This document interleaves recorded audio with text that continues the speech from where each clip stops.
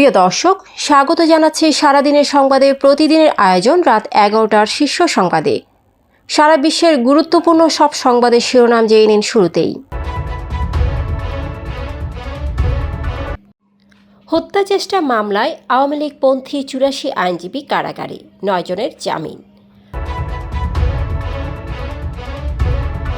গুমের মামলায় তদন্তকারী দলকে হত্যার উদ্দেশ্যে বোমা পুঁতে রাখা হয়েছিল বললেন চিফ প্রসিকিউটর। হাসান মাহমুদ ও তার স্ত্রীর 65 ব্যাংক হিসাবে লেনদেন 722 কোটি।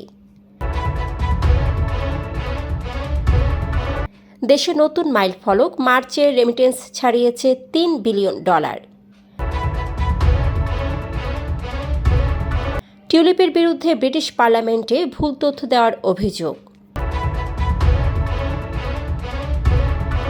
সৌদির ভিসা নিষেধাজ্ঞায় অন্তর্ভুক্ত বাংলাদেশ সহ 13 দেশ। চিকেন স্নেকে ভারী যুদ্ধাস্ত্র মোতায়েন ভারতের।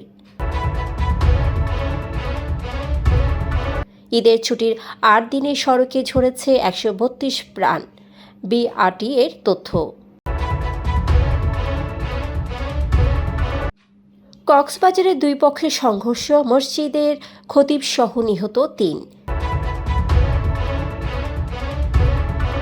প্রতারণার মামলায় ইভেলি রাসেল শামিমার 3 বছরের কারাদণ্ড। প্রিয় দর্শক, এবারে জেনে নিন বিস্তারিত। ফ্যাশন ব্র্যান্ড মানে আর্ট।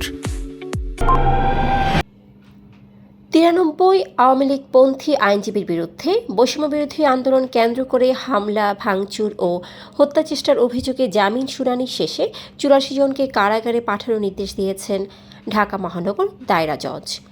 বাকি 9 জনকে মহিলা ও অসুস্থতার কারণে জামিন দেওয়া হয়েছে। রবিবার সকালে আত্মসমর্পণপূর্বক জামিনের আবেদন করেন তারা। পরে বিকেল 5টার পর আদালত এই আদেশ দেন। আন্তর্জাতিক অপরাধ ট্রাইব্যুনালের চিফ প্রসিকিউটর তাজুল ইসলাম বলেছেন, ট্রাইব্যুনালের বিচারকে বাধাগ্রস্ত করার জন্য নানামুখী ষড়যন্ত্র চলছে। কোনো ষড়যন্ত্র, কোনো স্ক্যান্ডাল বিচার কাজ থামাতে পারবে না। ট্রাইব্যুনালের প্রসিকিউশন ও তদন্ত সংস্থার কোনো দুর্নীতি কেউ প্রমাণ করতে পারবে না। আমি সহ গুমের মামলা তদন্ত দলকে হত্যার জন্য বোমা পুঁতে রাখা হয়েছিল, তবে কোনো ষড়যন্ত্র বিচার বাধাগ্রস্ত করতে পারবে না। রোববার আন্তর্জাতিক অপরাধ ট্রাইব্যুনাল প্রাঙ্গণে সাংবাদিকদের তিনি কথা বলেন।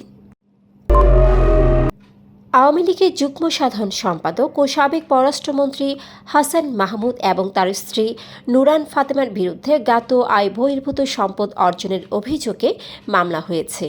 এ দম্পতির 65 ব্যাংক অ্যাকাউন্টে 722 কোটি 91,75,121 টাকা লেনদেনের অভিযোগে তাদের বিরুদ্ধে পৃথক 2 মামলা করেছে দুর্নীতি দমন কমিশন দুদক।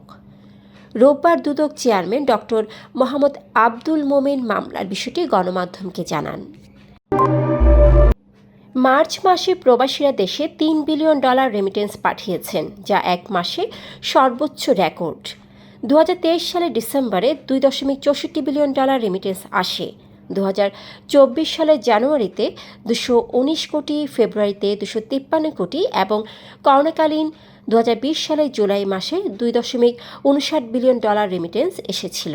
2024 সালের মার্চে $3 বিলিয়ন পাঠিয়ে নতুন মাইলফলক সৃষ্টি হয়েছে। যুক্তরাজ্যের সাবেক নগর মন্ত্রী টিউলিপ সিদ্দিকের বিরুদ্ধে ফ্ল্যাট মালিকানা নিয়ে ভুল তথ্য দেওয়ার অভিযোগ উঠেছে। সংবাদ মাধ্যম ডেইলি মেইল জানায়, দুদকের অনুরোধে 6 লাখ পাউন্ড মূল্যের একটি ফ্ল্যাট যুক্তরাজ্যে জব্দ করা হয়েছে। টিউলিপ সিদ্দিক দাবি করেছেন, 2002 সালে তিনি ফ্ল্যাটটি তার বাবা মায়ের কাছ থেকে উপহার পেয়েছিলেন এবং 2015 সালে তা বোন আজমিনের কাছে হস্তান্তর করেন, যখন তিনি প্রথম ব্রিটিশ এমপি নির্বাচিত হন। সৌদি আরব পবিত্র হজ উপলক্ষে নিরাপত্তা ও অতিরিক্ত ভিড় নিয়ন্ত্রণে বিশেষ ব্যবস্থা গ্রহণ করেছে। বাংলাদেশ সহ 13টি দেশের নাগরিকদের জন্য ওমরা, ব্যবসা এবং পারিবারিক ভিসায় সাময়িক নিষেধাজ্ঞা জারি করা হয়েছে। এই নিষেধাজ্ঞা জুনের মাঝামাঝি পর্যন্ত কার্যকর থাকতে পারে বলে জানিয়েছে জিও নিউজ। সৌদি আরব জানিয়েছে, নিষেধাজ্ঞা লঙ্ঘন করে কেউ সৌদি আরবে প্রবেশ বা অবস্থান করলে তার বিরুদ্ধে 5 বছরের জন্য প্রবেশে নিষেধাজ্ঞা আরোপ হতে পারে।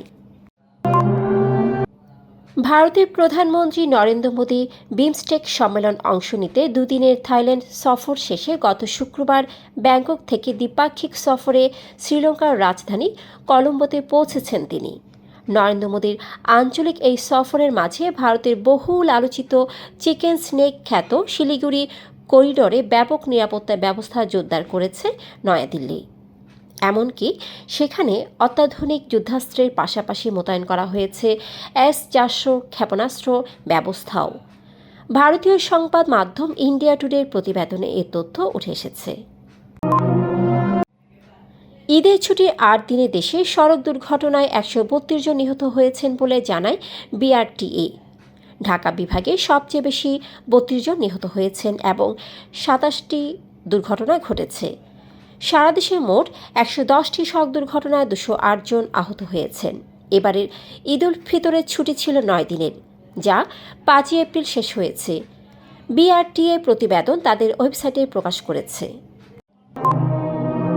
কক্সবাজারের উখিয়া উপজেলার কুতুপালং এলাকায় জমি সংক্রান্ত বিরোধের জেরে দুই পক্ষের সংঘর্ষে স্থানীয় একটি মসজিদের খতিব সহ ৩ জন নিহত হয়েছেন।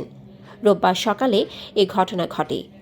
কুতুপালং বাজার কমিটির সাধারণ সম্পাদক মোহাম্মদ আলী বলেন, আপন চাচাতো ভাইয়ের মধ্যে দেওয়ালের সীমানা নিয়ে ঝগড়া হয়। ৩ জনের মৃত্যু হয়েছে। তাদের মধ্যে কুতুপালং বাজার মসজিদের খতিবও রয়েছে এবং বাকি ২ জন মান্নান এবং তার বোন শাহিনা। তারা সবাই আপন চাচাতো ভাই বোন। ই-কমার্স প্রতিষ্ঠান ইভেলির ব্যবস্থাপনা পরিচালক মোহাম্মদ রাসেল এবং তার স্ত্রী চেয়ারম্যান শামীমা নাসরিনকে প্রতারণার মামলায় ৩ বছর সশ্রম কারাদণ্ড দিয়েছেন ঢাকার মেট্রোপলিটন ম্যাজিস্ট্রেট। একই সাথে প্রত্যেককে ৫,০০০ টাকা করে অর্থদণ্ড দেওয়া হয়েছে।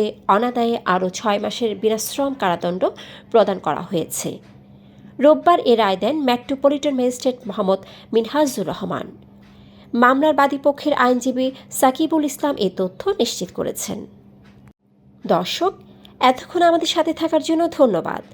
প্রতি মুহূর্তে দেশ বিদেশের গুরুত্বপূর্ণ সব সংবাদ জানতে ভিজিট করুন www.সারাদিনেরসংবাদ.com ও চোখ রাখুন সারাদিনের সংবাদের অফিসিয়াল ফেসবুক পেজে।